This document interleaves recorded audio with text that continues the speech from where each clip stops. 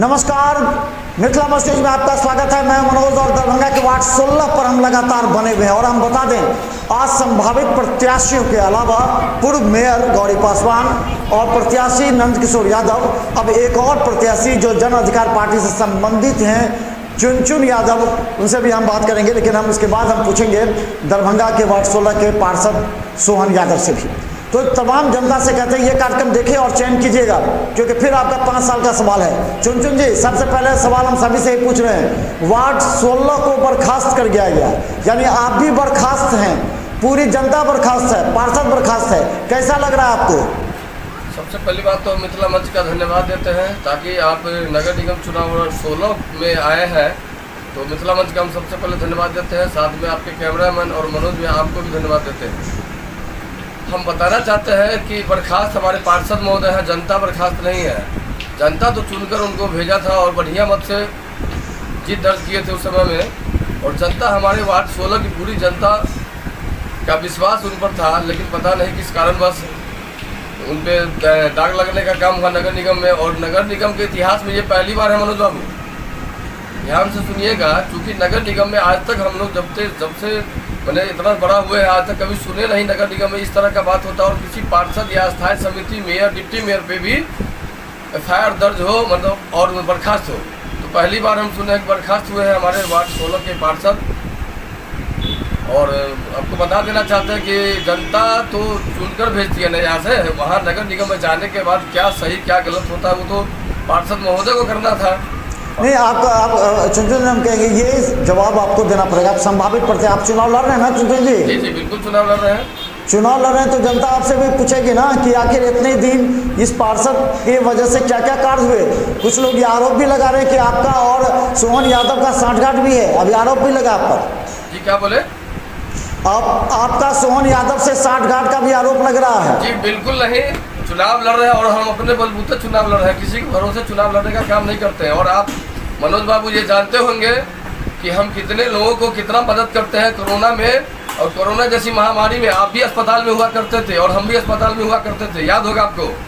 तो हम लोगों के बीच में जब चुनाव लड़ने आए हैं तो काम करके चुनाव लड़ने आए हैं, और बाकी लोग जो भी आते हैं वो सिर्फ चुनाव के समय में आते हैं और चुनाव लड़ते हैं, फिर चुनाव के बाद भूमाफिया का काम करने का काम करते हैं। यहाँ जितने कैंडिडेट हैं आप फीडबैक लीजिए, सब भूमाफिया है। आप पता कर लीजिए, कोई शिक्षा के मंदिर को लूटने का काम करता है तो कोई भूमाफिया है, तो दोनों तो चोर चोर मौसेरे भाई है। अब हमारे ऊपर कोई दाग है तो देख लीजिए आप, जब कोरोना जैसी महामारी थी तो अस्पताल में हम जाया करते थे, तो इन्हीं लोगों में से जो अभी कैंडिडेट बने हैं, इन्हीं लोगों में से लोग को भी मदद किए हुए उस समय में भी अस्पताल में जाकर। और जब अस्पताल में लोग को मदद करते थे तो यही हम जब गाँव में अपने घर पर आते थे तो यही कैंडिडेट लोग जो है बोलता था कि अस्पताल से आता है, इससे हट कर रहो। तो एक सवाल अब ये है कि चुनाव के समय में आ गया है और आप जन अधिकार पार्टी से भी जुड़े हुए हैं। ये 2 आरोप वार्ड 16 पर लग रहा है। एक तो बर्खास्त पूरी जनता, क्योंकि अगर जो नेतृत्व करता है, जो जनप्रतिनिधि होता है, वो बर्खास्त हो गया तो लोगों के लिए शर्म का विषय है। दूसरा कि वार्ड में भूमाफिया ज़्यादा सक्रिय हो गया आपके वार्ड में, जनता का कोई काम नहीं हो रहा है, खाली भूमाफियाओं का हो रहा है राज। आप मनोज बाबू बहुत अच्छा सवाल किए हैं, और हम आपको बता देना चाहते हैं स्पष्ट रूप से, जो भी आदमी है यहाँ कैंडिडेट, हम किसी का नाम नहीं लेना चाहेंगे और कोई बहुत बड़े ये कुछ है नहीं जो जिससे हमको डर है, ठीक है।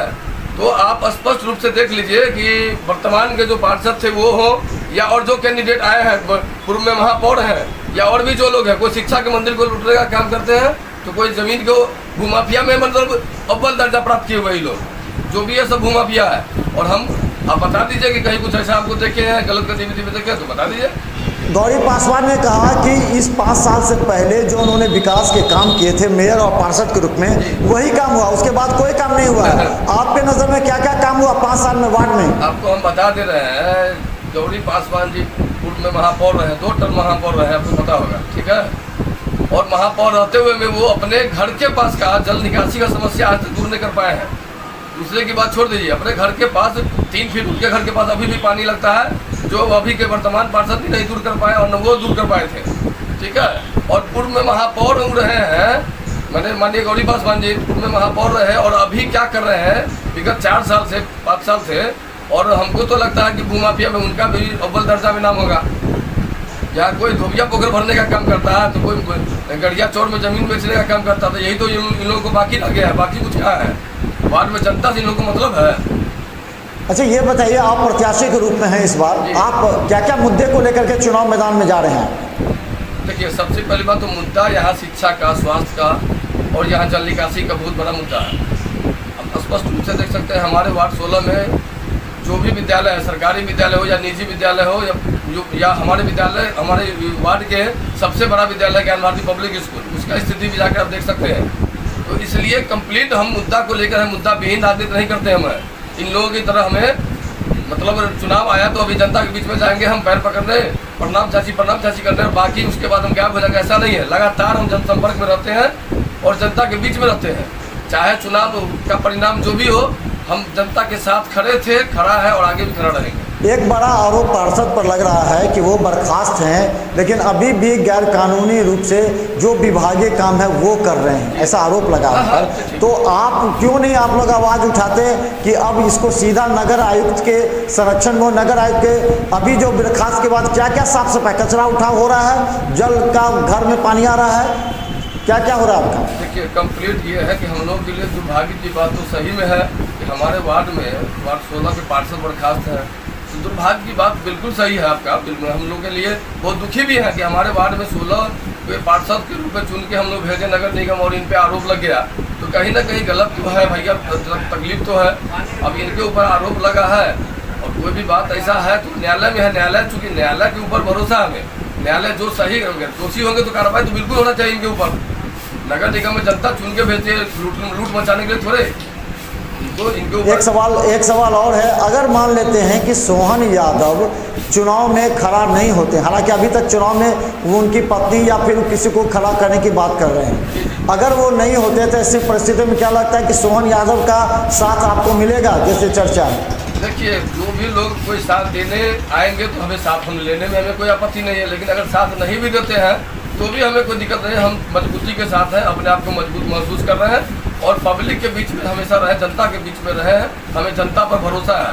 जनता से बढ़ के यहाँ लोकतंत्र में कोई नहीं होता है और कोई कुछ भी कितना बड़ा ताकतवर अपने आप को समझता हो, जनता से बड़ा ताकत किसी के पास नहीं होता है। जनता के पास जो ताकत है उससे बड़ा ताकत किसी उम्मीदवार या जनप्रतिनिधि के पास नहीं होता है।